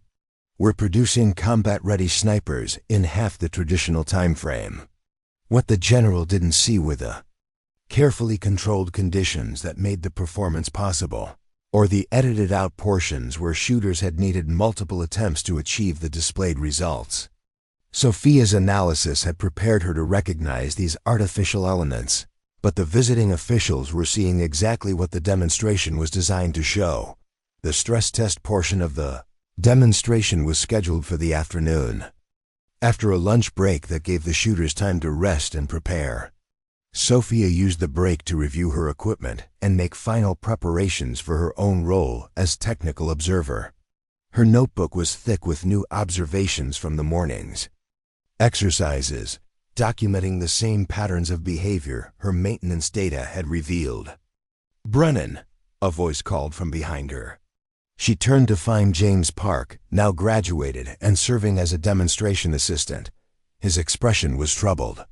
"Park, how are things going from your perspective?" He glanced around to ensure they weren't overheard. "Honestly, I'm worried. The afternoon exercise includes scenarios that are much more challenging than morning show. Variable wind conditions, moving targets, time pressure combined with precision requirements. Some of the guys are already showing stress. Derek? Especially Derek. He's been having equipment problems all week. His rifle keeps going out of zero. His scope tracking is inconsistent. He's convinced it's sabotage, but I think it's his handling under pressure."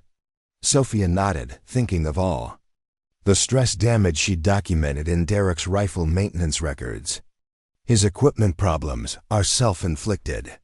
When pressure increases, he fights the weapon instead of working with it. The afternoon session began with increased complexity designed to simulate combat conditions. Smoke machines created visibility.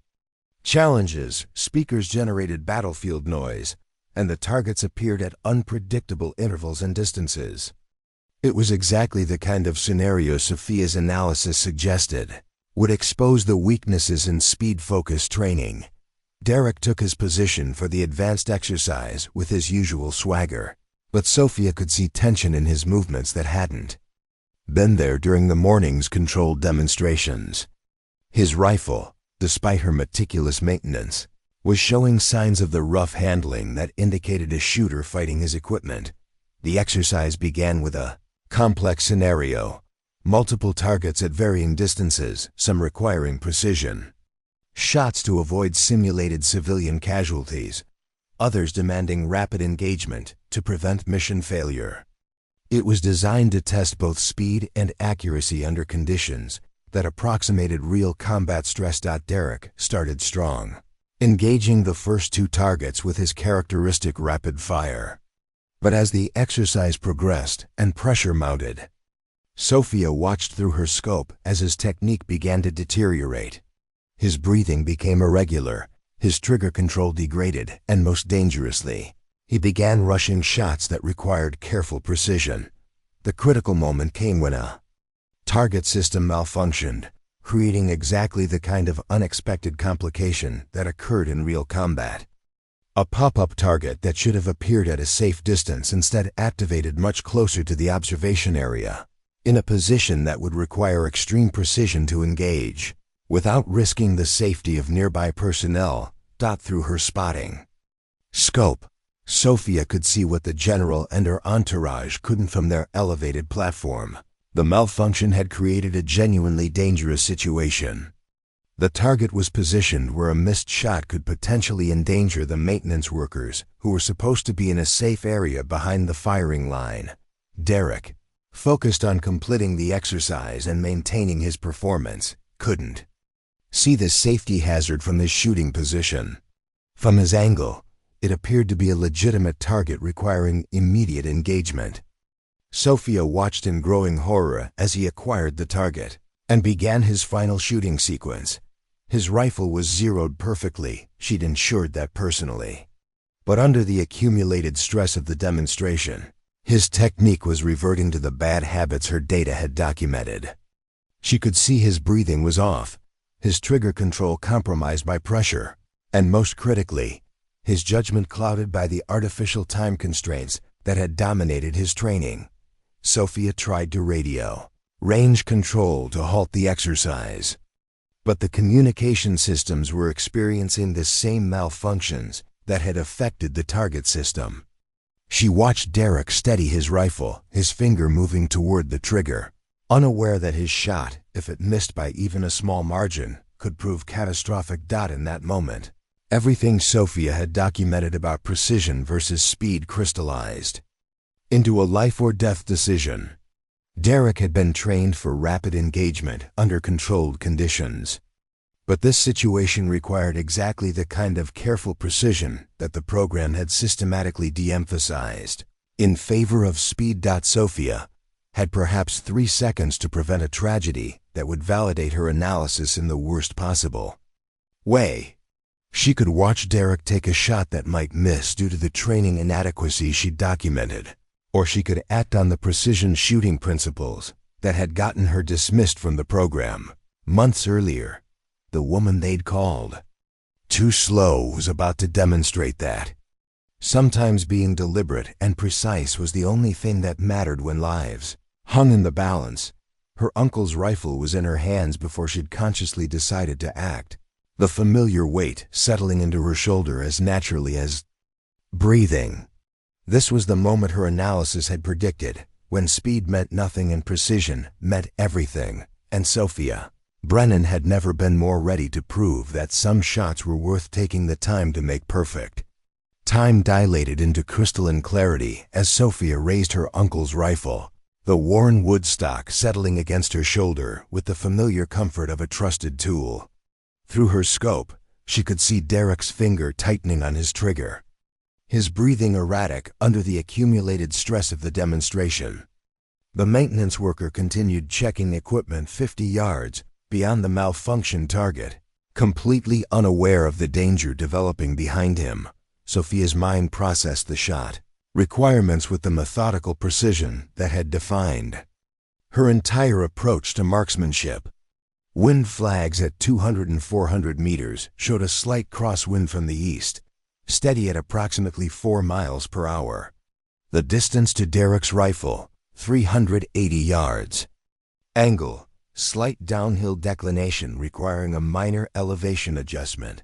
Most critically, she wasn't aiming to harm Derek. That would be unconscionable and unnecessary.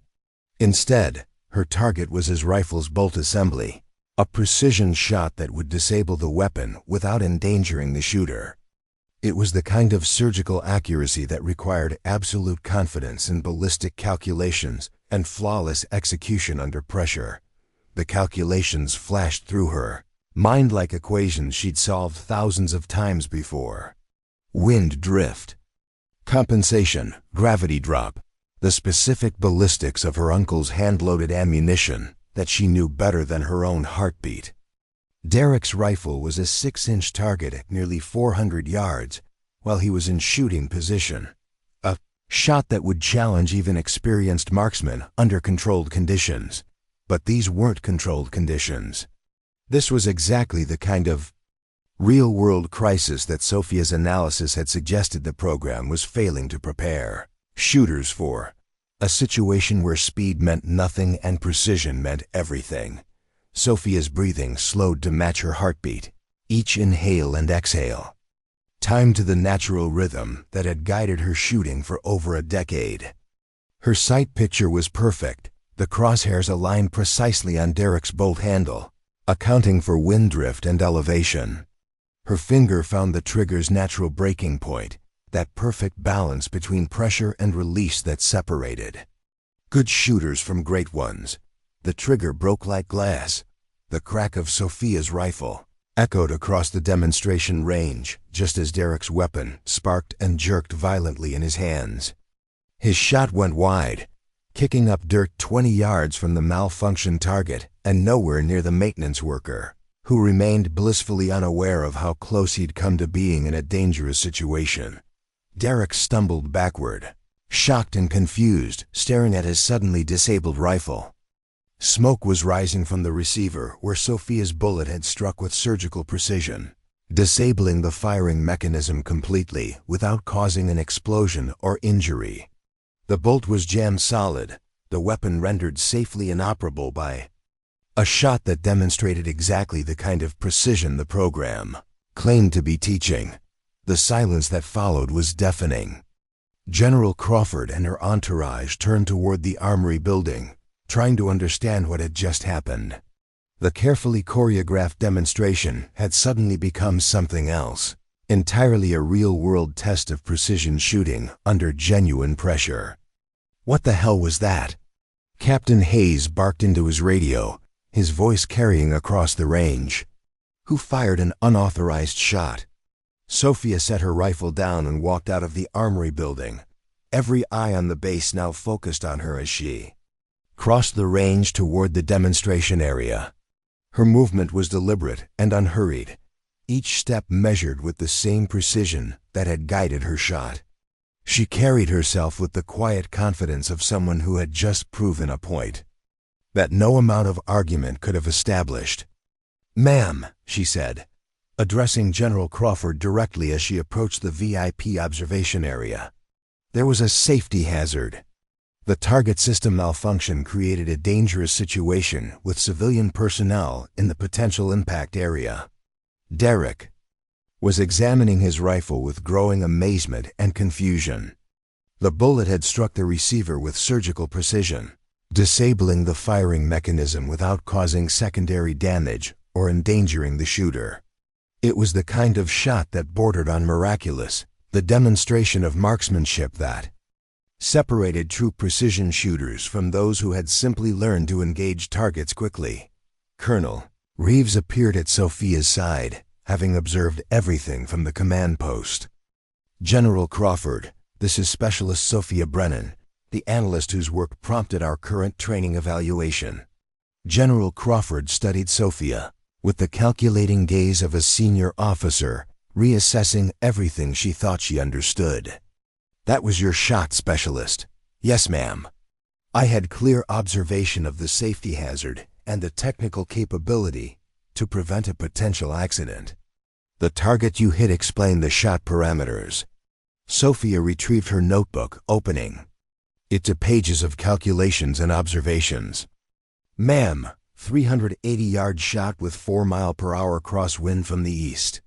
The target was Derek's rifle receiver, specifically the bolt assembly. The goal was to disable the weapon without harming the shooter or causing secondary damage." The precision of her explanation, combined with the evidence of the shot itself, created a moment of recognition among the observing officials. An aide whispered something in General Crawford's ear, and she nodded thoughtfully. "Specialist, I need to understand something. How did you make that shot?" Sofia looked at the disabled rifle, then at Derek, who was still staring at his weapon in disbelief. "Ma'am, it wasn't about speed. It was about precision under pressure, taking the time to read conditions accurately and execute the fundamentals properly." The words hung in the air like an indictment of everything the demonstration had been designed to showcase. Everyone present understood the implication. The woman they'd dismissed as too slow had just demonstrated exactly the kind of skill the program claimed to be developing. "That shot was impossible," Derek said, his voice barely audible. "The precision required, the target size, the pressure ... Sofia looked at him with something approaching sympathy. It was the only shot that mattered. Master Sergeant Knox approached the group, carrying a portable spotting scope. "General, if I may, I observed the entire sequence. Specialist Brennan's shot was textbook precision marksmanship under genuine pressure. She identified a safety hazard, calculated the solution, and executed flawlessly while under direct observation by senior officials."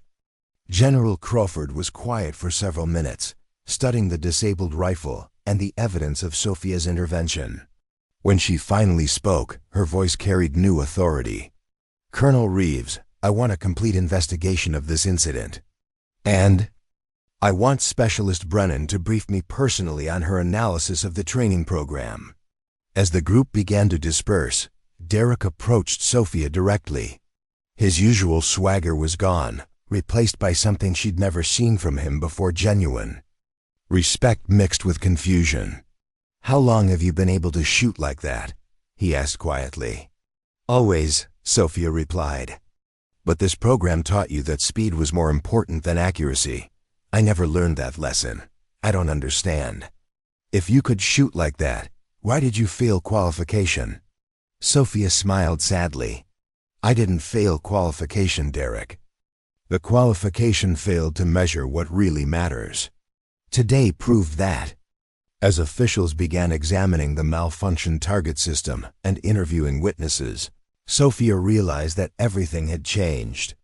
The careful analysis she'd conducted over months of armory duty had been validated in the most dramatic way possible: a real-world demonstration that precision under pressure was more valuable than speed under controlled conditions.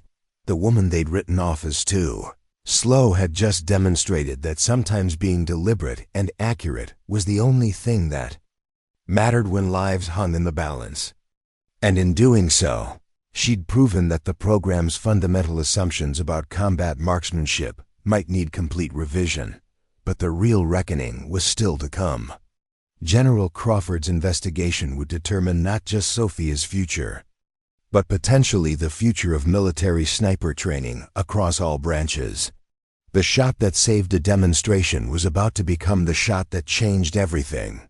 The investigation that followed lasted 5 days and turned Fort Blackstone into a controlled chaos of interviews, data analysis, and institutional soul-searching. General Crawford had ordered a complete review of the incident, but more importantly, a comprehensive evaluation of the training program's fundamental effectiveness. Sofia found herself at the center of a storm that would reshape military sniper doctrine. The base conference room had been transformed into an investigation headquarters, with whiteboards covered in trajectory analyses, ballistic calculations, and performance data. Sofia's months of meticulous documentation were finally receiving the attention they deserved. Spread across tables and projected on screens for examination by Pentagon officials and training specialists. The shot parameters are unprecedented. Major Lisa Chun, a ballistics expert from Army Research Command, explained to the assembled officials. 380-yard precision shot on a 6-inch target, while the target was in active shooting position. The margin for error was essentially zero. Any deviation would have either missed completely or potentially harmed the shooter. General Crawford studied the analysis with the focused attention of someone whose decisions would affect thousands of soldiers. "What does this tell us about Specialist Brennan's capabilities versus those of our program graduates?" "Ma'am, it demonstrates a level of precision shooting that our current training methods don't consistently produce," Major Chun replied carefully. The shot required technical skills, environmental reading, and pressure management that suggest fundamental differences in approach. Sofia sat at the witness table, her notebook open to pages that had become evidence in what was essentially a trial of competing training philosophies. Captain Hayes sat across the room, his expression unreadable but his career clearly hanging in the balance. "Specialist Brennan," General Crawford addressed her directly, "walk us through your decision-making process during the incident." Sofia referred to her notes, the same methodical approach that had guided her analysis for months. "Ma'am, I observed the target malfunction, creating a safety hazard with civilian personnel in the potential impact area." Derek Sullivan couldn't see the danger from his shooting position and was proceeding with engagement based on his training protocols. "Which protocols specifically?" "Rapid target acquisition and engagement under time pressure, ma'am." His training emphasized speed over assessment, reaction over careful evaluation of the tactical situation. Captain Hayes shifted uncomfortably. His program's emphasis on rapid engagement was being dissected as a potential liability rather than an asset. "Continue," General Crawford prompted. "I calculated that Derek's shot had a high probability of missing the intended target due to his degraded technique under stress. My maintenance records documented his performance issues under pressure, rushed breathing, poor trigger control, equipment mishandling." Sofia turned to a detailed page in her notebook. "Based on stress test data, Derek's accuracy degrades by approximately 40% when time pressure combines with environmental complications. Under the conditions present during the demonstration, his shot had less than 60% probability of hitting the intended target, and a miss would have meant potential injury or death to the maintenance worker, ma'am. Plus validation of the safety concerns I'd been documenting about speed-focused training methods." General Crawford leaned forward. "Explain your shot solution." Sofia opened to her ballistic calculations, pages covered with precise mathematical notations. 380-yard shot with 4-mile-per-hour crosswind from the east. Target: Derek's rifle receiver, specifically the bolt assembly. Goal: disable the weapon without harming the shooter. The technical requirements: sub-minute of angle precision under genuine pressure, ma'am. Environmental reading: ballistic calculation and flawless execution while under direct observation by senior officials. Major Chun interjected. "General, to put this in perspective, Specialist Brennan accomplished under real pressure what most of our graduates couldn't achieve under controlled range conditions. The implications hung in this air like smoke from a fired round." Sofia's intervention hadn't just prevented an accident. It had demonstrated that the program's training methods were inadequate for the kind of precision shooting that real combat might require. Derek Sullivan was called to testify next. His USUAL confidence replaced by uncomfortable honesty. "Ma'am, I've been thinking about what happened for days now. Looking back, I realize my technique has been degrading under pressure throughout the program." "Explain." Derek glanced at Captain Hayes, then back to General Crawford. "The emphasis on speed made me rush shots that required precision. I developed habits that worked fine on controlled ranges, but failed under real stress, such as poor breathing control under time pressure, jerky trigger manipulation, fighting the weapon instead of working with it. Specialist Brennan had been fixing these problems in my rifle maintenance for weeks, but I never understood that I was causing them." Colonel Reeves presented the historical data Sofia had compiled. Charts showing correlation between speed-focused training and combat performance. Failures.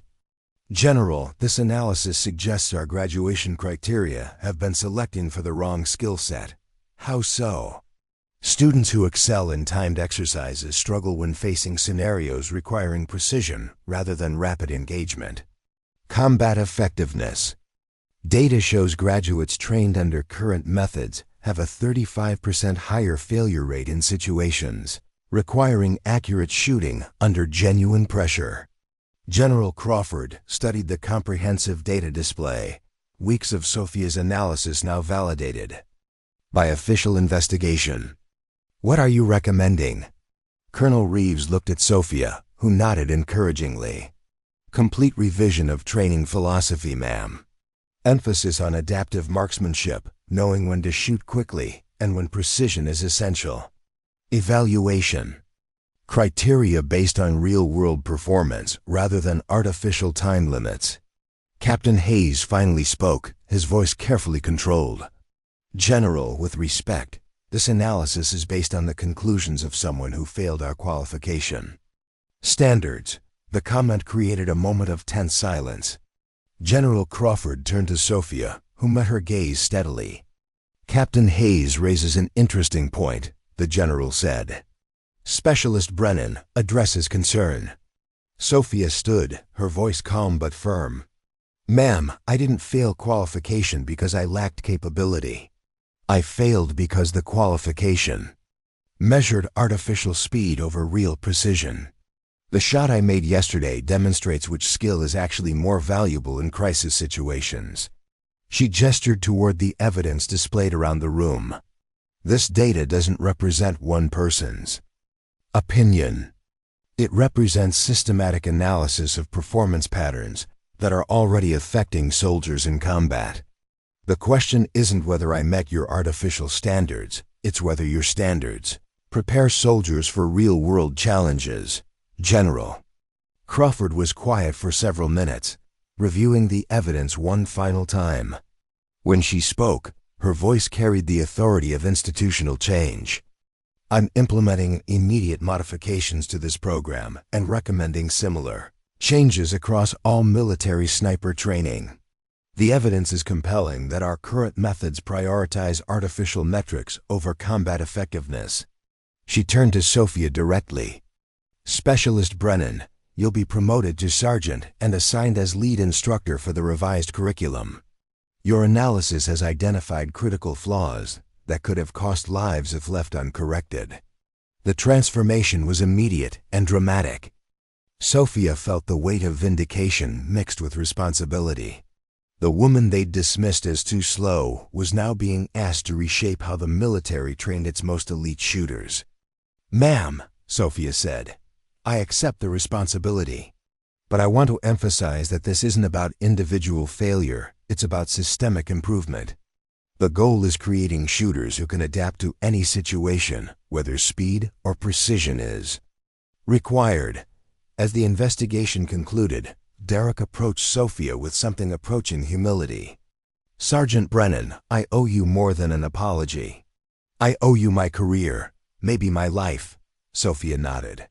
You don't owe me anything, Derek, but you owe it to future soldiers to learn from this experience and help make the program better.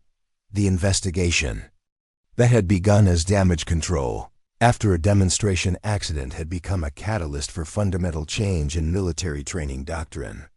And Sofia Brennan, the woman who'd been written off as inadequate for modern warfare, was now tasked with defining what adequate really meant. But the real test would come in implementing changes that challenged decades of institutional thinking. The shot that saved a demonstration was about to become the foundation for a revolution in how America trained its most precise warriors. 6 months later, Sergeant Sofia Brennan stood at the same firing line where her dreams had seemingly ended, but everything around her had been transformed. The Arizona desert wind still cut through her jacket, and the mountains still rose like granite monuments against the sky. But the Fort Blackstone Advanced Marksmanship school bore little resemblance to the program that had once dismissed her as inadequate. Shooters, you have as much time as you need for each engagement, came the announcement over the range loudspeaker, Sofia's own voice carrying across the firing line. Your evaluation will be based on precision, tactical judgment, and adaptive decision-making. Speed is a tool, not a goal. Sofia smiled as she watched the new class of candidates approach their shooting positions. Among them was Derek Sullivan, who had requested to repeat the program under the revised curriculum. His cocky swagger had been replaced by focused determination, and his equipment now included a notebook similar to Sofia's pages filled with wind data, ballistic calculations, and tactical observations. Instructor Brennan, Derek said as he passed her observation post, his tone carrying genuine respect. Wind conditions look challenging today. They always are, Sullivan. That's why we prepare for them instead of hoping they'll cooperate with our timeline. The transformation hadn't been easy. Resistance from traditionalist instructors had been fierce. and several candidates had struggled to adapt to standards that valued judgment over speed. But the results spoke for themselves with a clarity that silenced most critics. Recent graduates were performing dramatically better in advanced training and early deployment reports. More importantly, they were demonstrating the kind of adaptive thinking that real combat required, knowing when to take the careful shot and when rapid engagement was appropriate. Colonel Reeves approached Sofia's observation post, carrying coffee and the satisfied expression of a commander whose difficult decisions had been validated. "How are they progressing, Sergeant?" "Better every day, sir. They're learning to think instead of just react." The new program, officially renamed the Adaptive Precision Marksmanship course, had become a model studied by military training programs worldwide. Sofia's analysis had been published in military journals, her methods were being implemented across all branches, and her approach was being taught at the Army's senior leadership schools. But for Sofia, the real victory was simpler and more personal. She watched a young recruit named Maria Santos methodically work through a complex shooting problem, taking time to read wind conditions, calculate ballistic solutions, and deliver a perfect shot at 750 yards. 6 months ago, Santos would have been failed for taking too long. Today, she was being praised for her precision under pressure. "Time doesn't matter if you miss the only shot that counts," Sofia had told her students that morning. It had become the unofficial motto of the revised program, replacing the speed-focused slogans that had once dominated Fort Blackstone. As the day's exercises concluded, Sofia noticed something that filled her with quiet pride. On the barracks wall where "first shot, fast shot, last shot" had once been painted, there was now a new motto: "Right shot, right time, every time." The change represented more than new paint. It symbolized a fundamental shift in how the military approached precision shooting. Speed remained important, but it was now understood as one tool among many, not the primary measure of competence. Derek approached her as she was securing equipment, his notebook now as thick as Sofia's had been during her early days. "Sergeant Brennan," he said, "I wanted to thank you for what you taught me. Not just about shooting, but about thinking." Sofia nodded.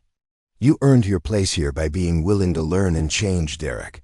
That takes more courage than most people realize." "I've been wondering," Derek continued, "what would have happened if you hadn't been there that day? If you hadn't taken that shot?" Sofia considered the question seriously. Someone probably would have been hurt. The safety protocols would have been revised.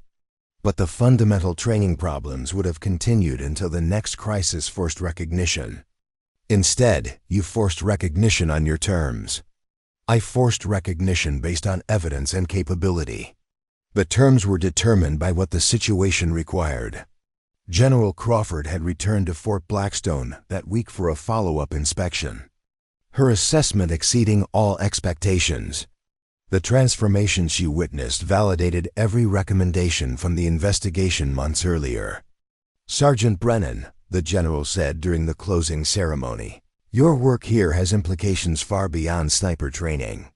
You've demonstrated that institutional change is possible when evidence trumps tradition." Sofia stood at attention, but inside she felt the deep satisfaction of work that mattered. "Thank you, ma'am. The real credit belongs to the students who embraced new methods and the instructors who supported change. Nevertheless, your analysis and that demonstration shot changed how we think about precision shooting. The Pentagon is implementing your protocols across all sniper programs." That evening, as the desert sun set behind the familiar peaks, Sofia found herself alone on the range one final time before her transfer to the Army Marksmanship Training Center, where she would help implement the new standards across all military branches. She pulled out her notebook, the same worn, leather-bound book that had been mocked months earlier. Its pages were now cited in official training manuals and military research papers. On the final page, she wrote a concluding entry. "Sometimes, the person everyone overlooks is exactly the person everyone needs." Sometimes moving slowly is the only way to move in the right direction. And sometimes, precision under pressure is worth more than speed under artificial conditions. Master Sergeant Knox appeared beside her, carrying a small wrapped package. "Thought you might want this as a going-away present," she said. Handing Sofia the package, inside was a brass nameplate. Chief Instructor Sofia Brennan, Adaptive Precision Training Division. "You changed everything here, Sofia. Not just the program, but the people. That's worth remembering." As Sofia walked toward the base headquarters for her final checkout, her phone buzzed with a text message from an unknown number. "Ma'am, this is Lieutenant Jennifer Park, recent graduate of your program. Wanted you to know I made a critical precision shot in Syria last week. Took my time, read the conditions, and saved 4 civilians. Thank you for teaching me that the right shot is always worth waiting for." Sofia smiled and put the phone away.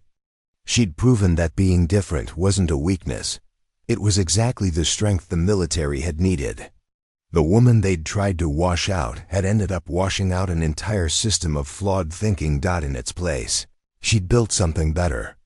A program that honored both speed and precision, but never confused one for the other. Sofia had demonstrated that rushing to the finish line meant nothing if you were running in the wrong direction. As she reached the administration building, Sofia turned for one last look at the range where her journey had begun. In the fading light, she could see tomorrow's candidates setting up equipment, preparing for a program that would teach them something the old system never could. That precision isn't about being perfect under artificial conditions. It's about being right when everything depends on it. The courage to slow down in a fast world might just be the bravest thing of all. Sofia Brennan walked into the building carrying her worn rifle case and thick notebook, no longer the misfit who'd been written off as too slow. She was now the architect of a revolution that proved sometimes the most important victories don't announce themselves with fanfare. They whisper their truth in the silence between heartbeats, in the space between breathing in and letting go. In that perfect moment when everything aligns, and the only shot that matters finds its mark, the range would remember her long after she was gone. But more importantly, every sniper trained in her methods would carry forward her essential wisdom, that precision under pressure is worth more than speed under controlled conditions, and that taking time to be right is always better than hurrying to be wrong. Sofia had saved more than a demonstration that day. She'd saved a generation of soldiers from training that might have failed them when their lives and the lives of others hung in the balance. Up next, you've got 2 more standout stories right on your screen. If this one hit the mark, you won't want to pass these up. Just click and check them out. And don't forget to subscribe and turn on the notification bell so you don't miss any upload from us.